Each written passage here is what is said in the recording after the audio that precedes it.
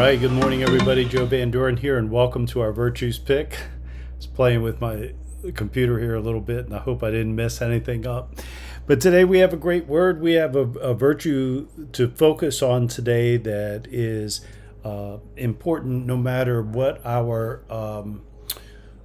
situation is, whether we're parents or business owners or whatever the case might be. And that word that came up for us today was honor. So let's read the description of honor, and then we'll talk about it a little bit, see how it resonates with us today. Honor is deep respect for what we know is right and true. It is living up to the virtues of our character. We honor our abilities by using them for a meaningful purpose.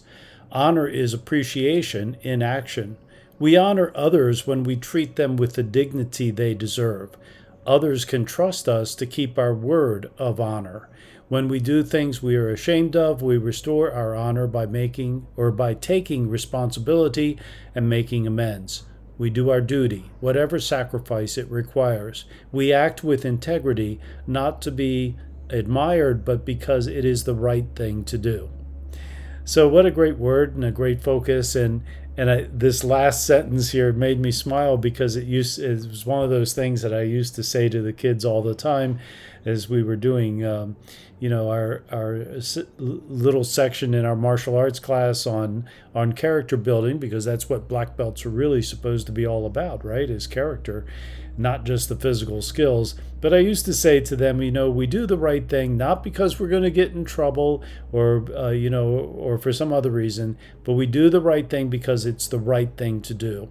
And I think that really describes what honor is all about. It's having that respect for what is right and what is the right thing to do. And sometimes in a situation, the right thing to do can be difficult. It can be difficult for a young person, or for any of us really, to step up and intervene with someone or for someone who's being bullied.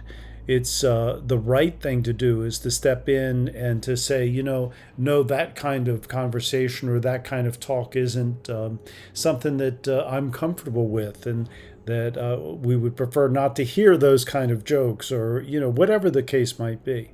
So and we're imperfect, and so we all make mistakes. And so the honorable thing to do when we make a mistake is to take the steps that are necessary to make things right.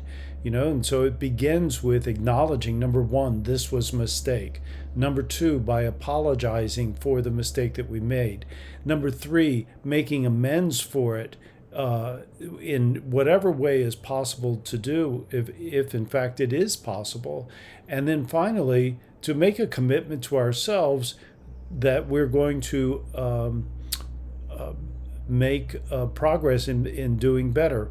And I would encourage all of us, and especially me, not to say, I will never do that again, because, sometimes that's not what happens. And so it's better not to make a promise. But the promise we can make is that I will do everything in my power. I will do what I can to be sure that I am constantly working on not making that mistake again. In other words, I am going to work on improving myself and doing what is right for both myself and for others. Sometimes that requires sacrifice. Sometimes that requires a little extra meditation, a little extra focus on whatever that might be. But whatever it takes, we're willing to do so that we can be honorable. And so it's important then, I think, for all of us to just think about, how is it, or what is it that I need to cultivate so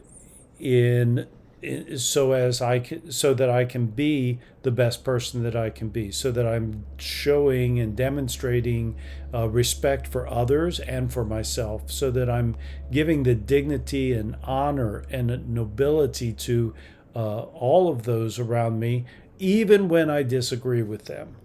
And wouldn't it be wonderful if if everyone was able to just think that way and to begin to act that way and to strive for doing what was right for each other.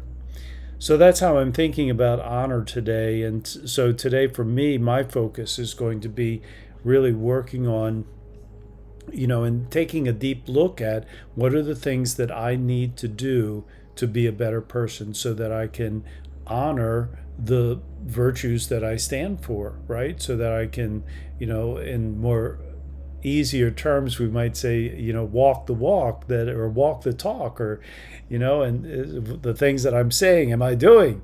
And when I do that, then of course I'm demonstrating honor for myself and for others.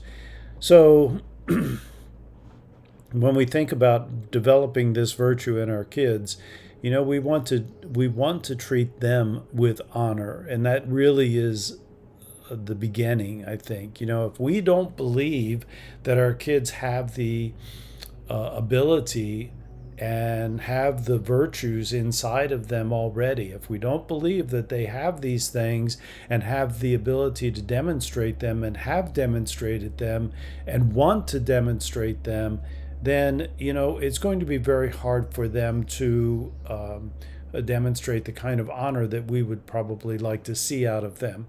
We must believe, as parents, we must believe in them first, and when we do that, we give them a reason to believe in themselves.